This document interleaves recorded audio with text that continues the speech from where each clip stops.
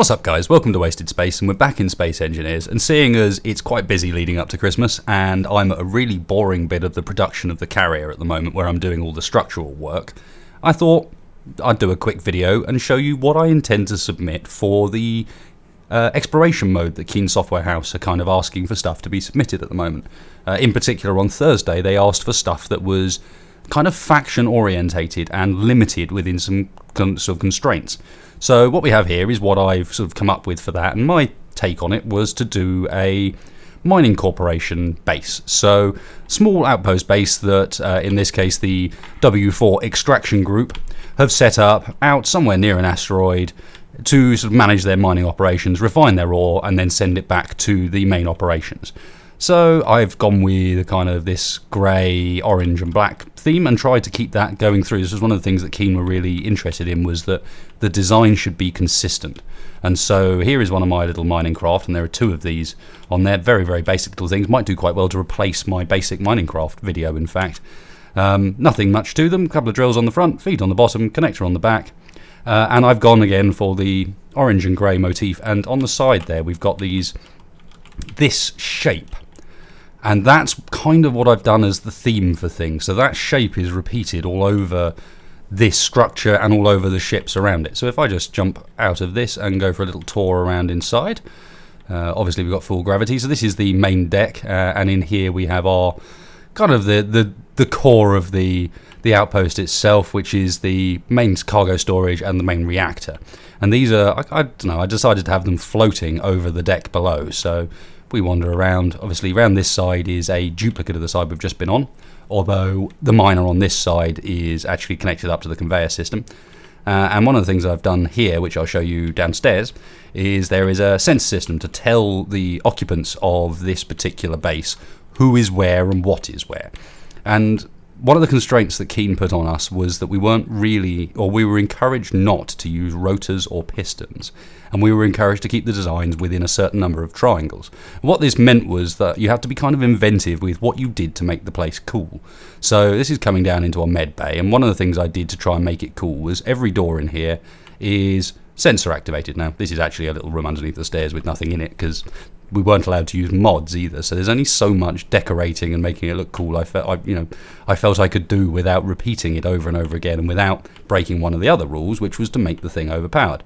So we come down here into my favourite room. This is kind of the actual production hall with the two big refineries, the arc furnaces and the assemblers around here. And down here are sort of main control bay with something that I tried to make look like a computer. But these blue lights here represent the platforms up top. So at the moment you can see the right hand platform has got a ship on it, the centre platform has got a ship on it, and the left hand one, the one we started off by, does not. That one's just parked up.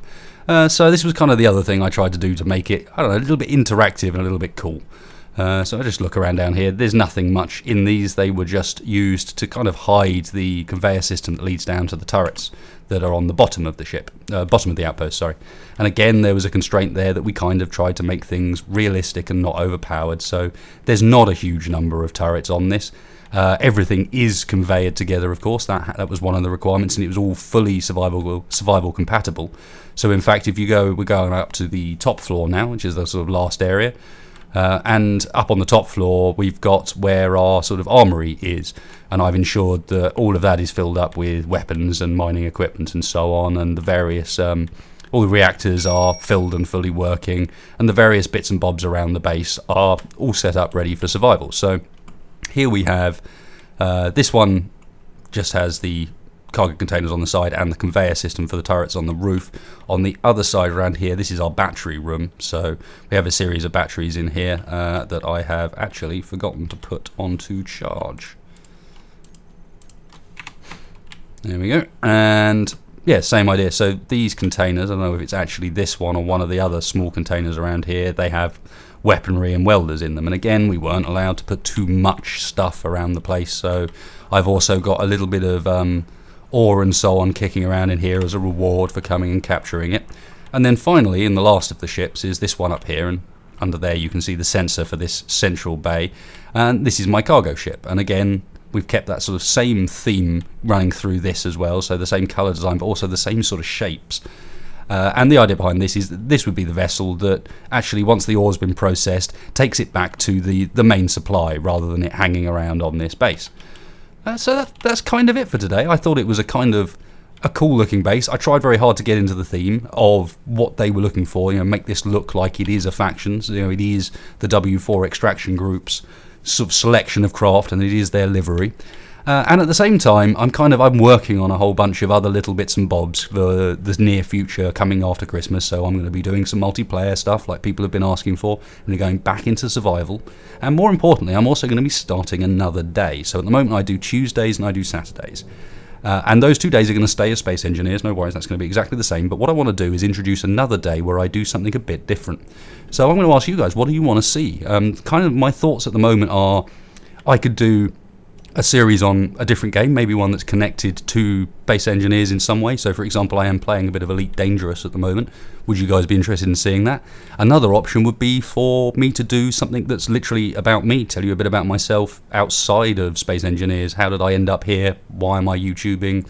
What other things do I get up to in my life? Who the hell am I?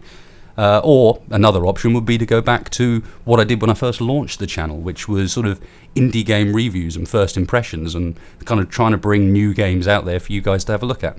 So I'd be really interested to hear what you have to say about those.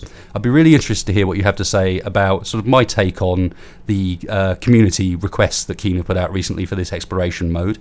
And I'd be interested to see whether you guys have done anything for this exploration mode as well. I mean, it's something that's nice and accessible for the whole community. So get in there, get involved, and get some of your ships into the game when they introduce the exploration mode, because that's the whole point of this. So thanks a lot for watching, guys. Hope you found this interesting. Please comment down below on the bits and bobs I mentioned. I'd be really, really, really interested to hear what you have to say. And otherwise, I will catch you next time.